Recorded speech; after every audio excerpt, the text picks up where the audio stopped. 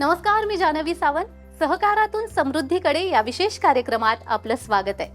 आज 24 डिसेंबर ग्राहक दिन आणि या निमित्ताने आपण आलो आहोत 55 वर्षांची परंपरा, नैतिक सहकार आणि सातत्यपूर्ण प्रगती जपणाऱ्या डोंबिवली नागरी सहकारी बँकेमध्ये. चला तर मग जाणून घेऊया डोंबिवली नागरी सहकारी बँकेचा प्रवास. गेल्या काही वर्षात सरकारी धोरणामुळे बँकेत खाते असणे जवळपास अनिवार्य झाले आहे. त्यामुळे बँकिंग सेवा केवळ गरज न राहता दैनंदिन जीवनाचा अविभाज्य भाग बनली आहे. ग्राहकांच्या बदलत्या गरजांनुसार विविध सेवा देण्यासाठी आज बँकांनाही सातत्याने सज्ज राहावे लागते. भारताच्या डिजिटल क्रांतीमुळे बँकिंग क्षेत्रात आमूलाग्र बदल घडून येत आहेत. खासगी बँका तांत्रिकदृष्ट्या आघाडीवर असल्या तरीही सहकारी बँकाही डिजिटलायझेशनच्या बाबतीत कुठेही मागे नाहीत.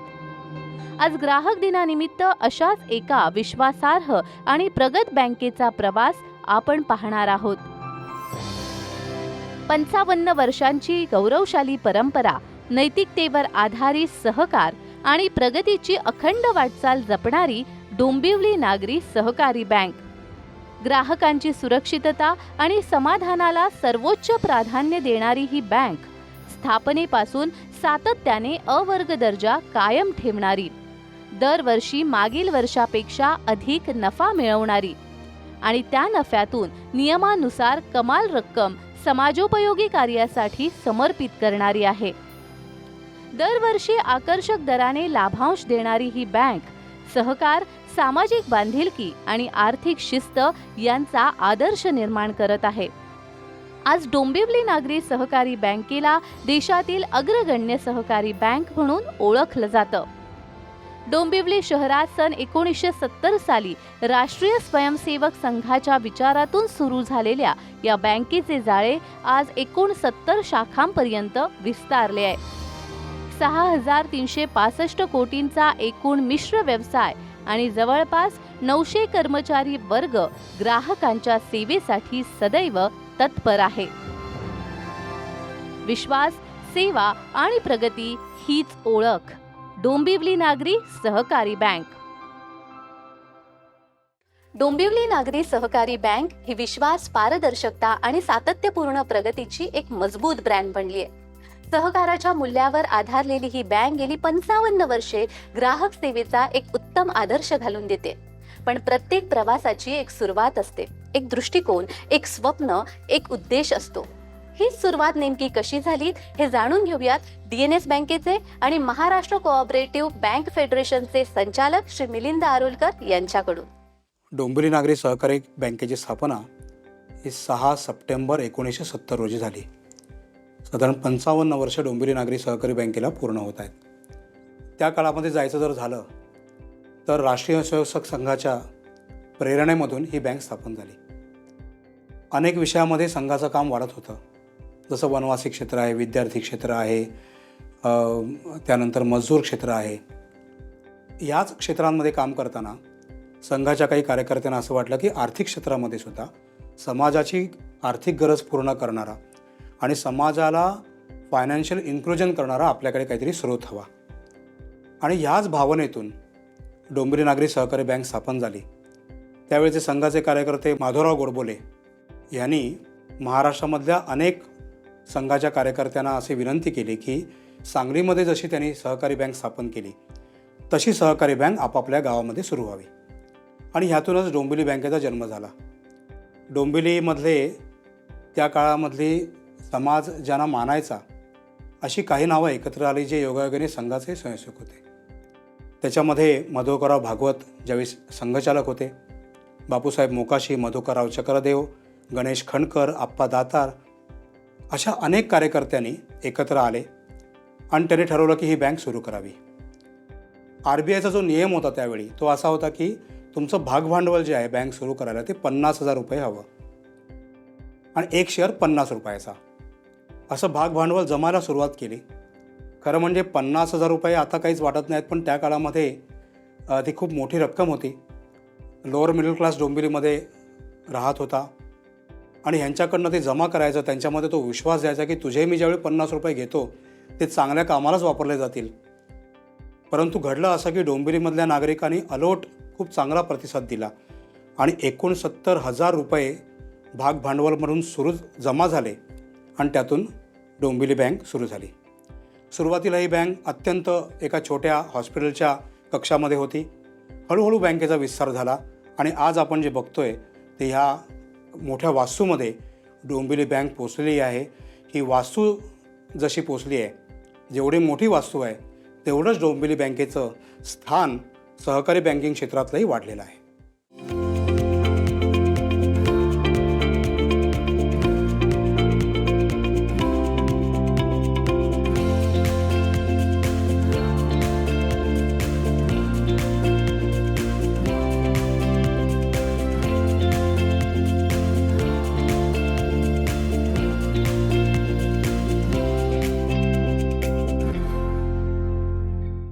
बँकिंग सुविधा म्हटलं की तरुण ग्राहकांची ही सर्वात जास्त पसंती ही खासगी बँकांना असते असा समज आहे.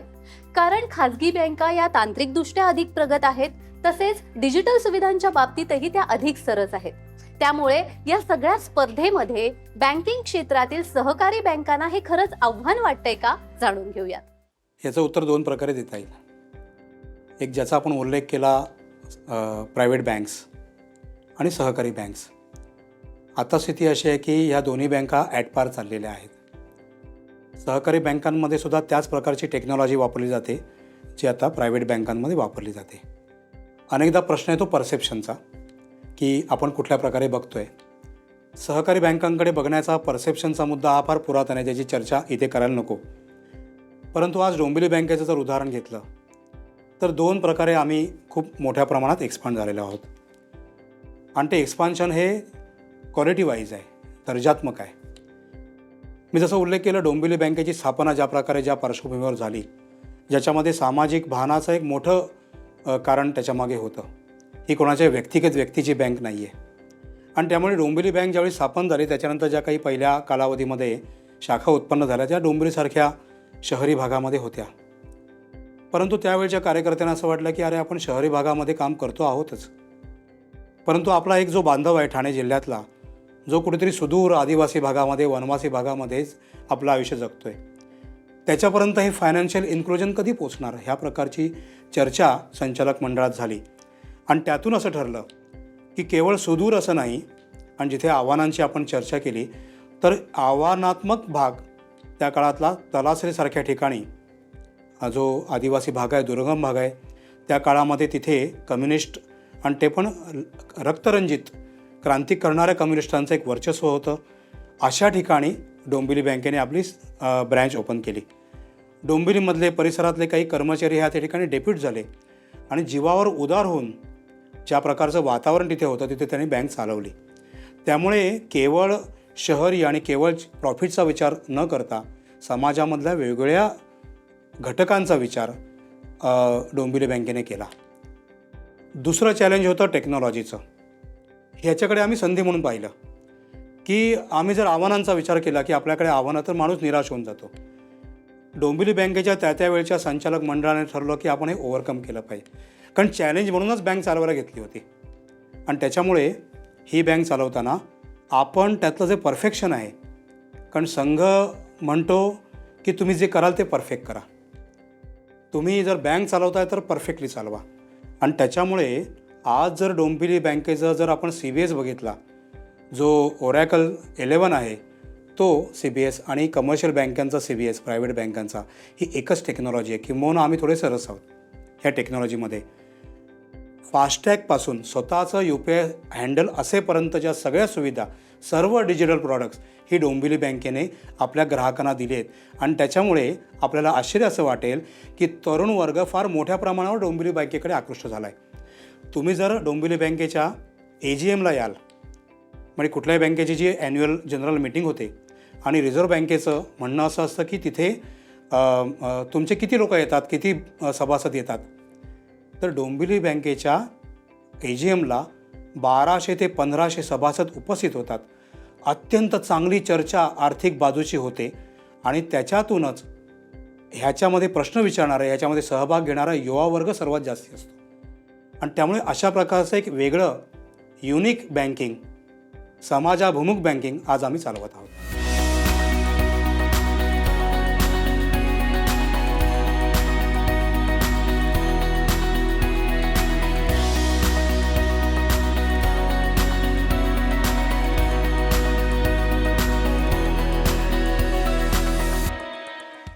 संस्था मोठ्या होतात त्या त्यांच्या पायाभूत मूल्यामुळे आणि DNS बँकेच्या मुळाशी तर RSSच्या विचार परंपरेमधून आलेली शिस्तबद्धता आणि समाजाभिमुख दृष्टिकोन आहे. DNS बँकेची तत्व, कार्य करण्याची पद्धती ही RSSच्या विचार परंपरेशी नेमकी कशी जोडली गेली आणि या मूल्यांचा बँकेच्या वाढीवर नेमका कसा प्रभाव पडला जाणून घेऊयात. राष्ट्रीय स्वयंसेवक संघाच्या प्रेरणेतून जेव्हा ही बँक स्थापन होते, तेव्हा ही बँक स्थापन होतानाच एक मूल्य जे आहे, एक व्हॅल्यू सिस्टीम जी आहे ती तयार होते, ज्यात पहिली आहे राष्ट्रप्रथम, नेशन फर्स्ट, ह्याला कॉम्प्रोमाइज नाही. दुसरं आहे आर्थिक शिस्त. ही शिस्त पाळली गेलीच पाहिजे, कारण शिस्त, डिसिप्लिन हा संघाचा एक पहिल्यापासूनचा मूलमंत्र आहे. संघाच्या कार्यपद्धतीमध्ये शिस्त अत्यंत महत्त्वाची आहे. आणि तिसरी म्हणजे सामूहिक, मित्र म्हणेन 100% सामूहिक निर्णय प्रक्रिया आणि पारदर्शकता. आता हे कसं आहे, तर राष्ट्रीय स्वयंसेवक संघाच्या काम करणारे किंवा त्या संलग्न संस्थांमध्ये काम करणारे कार्यकर्ते ज्यावेळी या बँकेवर येतात, त्यावेळी बँकेकडनं ते एका पैशाचाही अपेक्षा करत नाहीत. मी तर असं म्हणेन की हे जे संचालक मंडळ पहिल्या दिवसापासून बँकेचं स्थापन झालं, त्यांनी पहिल्या दिवशीच असं ठरवलं की अनेक किंवा एक पद्धत आहे बँकिंगमध्ये किंवा अशा संस्थांमध्ये सिटिंग फी घ्यायची. त्यांनी ठरवलं की ही सिटिंग फी संचालक घेणार नाहीत. पहिल्या दिवसापासून म्हणजे 6 सप्टेंबर 1970 पासून हा निर्णय झाला की सिटिंग फी बँकेचे संचालक घेणार नाहीत. त्याचा एक कॉर्पस केला जाईल आणि समाजोपयोगी कामाला तो वापरला जाईल. दुसरं एक असा निर्णय झाला की या बँकेचा संचालक ह्या बँकेमधून कर्ज घेणार नाही. हे दोन्ही निर्णय जे आहेत ते दूरदर्शी ठरले की काही काळानंतर रिझर्व्ह बँकेने ह्या प्रकारचे नियम आणले की ज्या बँकेचा जो संचालक आहे त्याला त्या बँकेमधून कर्ज मिळणार नाहीत, किंबहुना त्याचे जे ब्लड रिलेटिव्ह आहेत त्यांनाही कर्ज मिळणार नाही. या प्रकारची तत्वाधिष्ठित कार्यपद्धती डोंबिवली नागरी सहकारी बँकेने अंमलात आणली. देशासाठी काम करायचं आहे, जसं मी म्हटलं की वेगळ्या ठिकाणी जाऊन काम केलं, तसं समाजामधले जे उपेक्षित बांधव आहेत त्यांच्यासाठी आणि त्यांच्यासाठी जे काम करतायत अशा संस्थांच्या मदतरूप म्हणून धर्माना निधीचं वितरण व्हावं या प्रकारची योजना केली गेली. सुरुवातीला ते 10% प्रमाण होतं आपल्या प्रॉफिटच्या, परंतु नंतर RBIच्या नियमाप्रमाणे दरवर्षी 1% प्रॉफिटमधला हा समाजोपयोगी कामांना जातो, NGOजना जातो. त्यामुळे हे दुसरं. आर्थिक शिस्त, मी ज्या AGMचा उल्लेख केला, हे AGMमध्ये बँकेची जी बॅलन्स शीट आहे त्याच्यावर किमान 1 तास प्रेझेंटेशन होतं. हे यासाठी होतं की डोंबिवली बँक कुठल्या ट्रान्सपरन्सीने काम करते आहे, कुठल्या प्रकारचं गव्हर्नन्स मॉडेल आणतं आहे, ह्या प्रकारचं गव्हर्नन्स मॉडेल आपल्या भागधारकांसमोर यावं यासाठी हे मूल्य आहे. आणि त्यामुळे बँकेचे संचालक असोत, भागधारक असोत, कर्मचारी असोत, अधिकारी असोत, हे सगळेजण डोंबिवली बँकेचा एक अभिन्न भाग म्हणून याच परंपरेने आणि संघाच्या या तत्वांशी अनुरूप काम करत आहेत. ज्या प्रकारे सामाजिक काम किंवा सामाजिक कार्यकर्त्यांना मदत करणं हे डोंबिवली बँकेची परंपरा राहिली आहे. कोरोना काळामध्ये विशेषतः मी असा विशेषत्वाने उल्लेख करेन की अख्खं जग कोरोनाच्या भीतीने ग्रस्त होतं. सगळ्याच बँकांचे कर्मचारी, अधिकारी बँकांमध्ये जाऊन सेवा देत होते. डोंबिवली बँकेच्या जो कोरोनाचा काळ आहे त्यावेळी आपल्या जे अधिकारी आहेत, कर्मचारी आहेत, यांनी केवळ नुसतं काम नाही केलं नोकरीसाठी, एक वेगळा रोल प्ले केला की जो ग्राहक बँकेमध्ये यायचा, ज्याला काही भीती आहे मनामध्ये, तर त्याच्या काउन्सिलिंगचं पण काम इनडायरेक्टली डोंबिवली बँकेच्या कर्मचाऱ्यांनी केलं. ग्राहक निष्ठा किंवा ग्राहकाशी संवाद कसा साधावा, त्याचं रिलेशन कसं ठेवावं, याच्याबद्दलचे अनेक प्लेकार्ड्स गव्हर्नमेंट बँकांमध्ये आणि प्रायव्हेट बँकांमध्ये आज दिसतात. परंतु हा जो DNA आहे की ग्राहकच आमचा राजा आहे आणि ग्राहकासाठीच सेवा द्यायचं काम आम्ही करतोय, हा DNA कोरोना काळामध्ये अधिक दृग्गोचर झाला. अनेक लोकांनी पत्र पाठवून वेगवेगळ्या शाखांमधल्या ग्राहकांनी सेंट्रल ऑफिसला कळवलं की आम्हाला तुमच्या शाखांनी आणि कर्मचाऱ्यांनी कशाप्रकारे खूप चांगल्या प्रकारचं केवळ काम केलं असं नाही तर आधार दिला.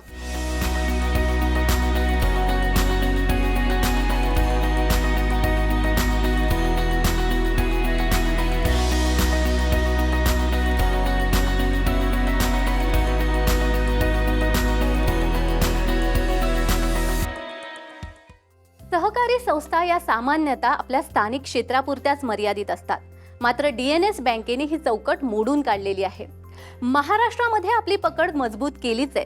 मात्र मध्य प्रदेशमधल्या इंदोर, उज्जैन सारख्या महत्त्वाच्या शहरामध्ये आपल्या शाखा निर्माण करणं ही खरंच एक मोठी उपलब्धी आहे. यामागचं रहस्य जाणून घेऊयात.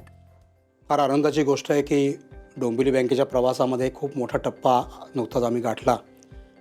उज्जैन आणि इंदोर अशा 2 शाखा मध्य प्रदेशमध्ये आम्ही नवीन सुरू केल्या आणि खऱ्या अर्थाने आम्ही मल्टीस्टेट झालो.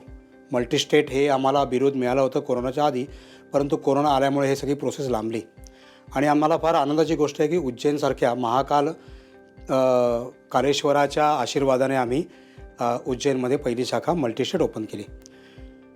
जसं मी म्हटलं, महाकालेश्वराचा आशीर्वाद मिळाला तसं तिथल्या मध्य प्रदेशमधल्या सहकारी क्षेत्राचाही आशीर्वाद आम्हाला मिळाला.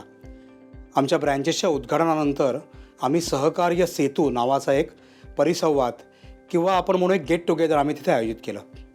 खरं म्हणजे डोंबिवलीतनं आम्ही मध्य प्रदेशमध्ये गेलो होतो.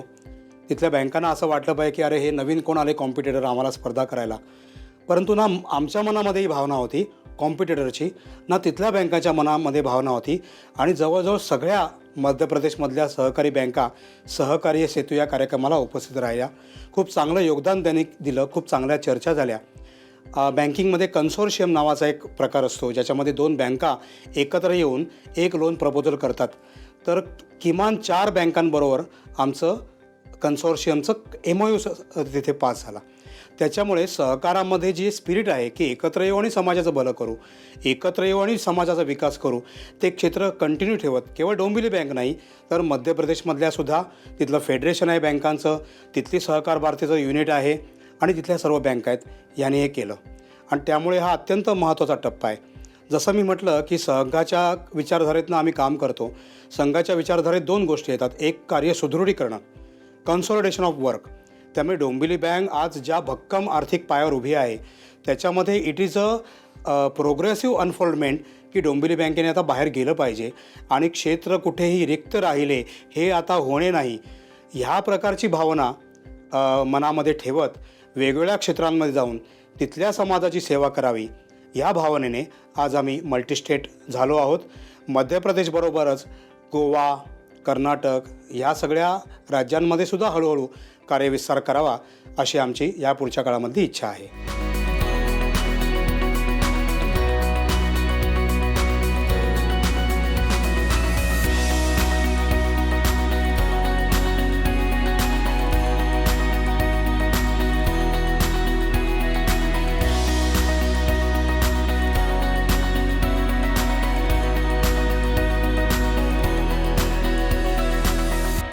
आपुलकीच्या परंपरेला आधुनिकतेची साथ मिळे, अर्थाला विश्वास मिळे आणि विश्वासाला अर्थ मिळे, हे ब्रीदवाक्य घेऊन जाणाऱ्या आणि गेली 55 वर्षे ग्राहकांच्या अविरत सेवेत असणाऱ्या डोंबिवली नागरी सहकारी बँकेच्या भविष्यातील योजना काय आहेत जाणून घेऊयात.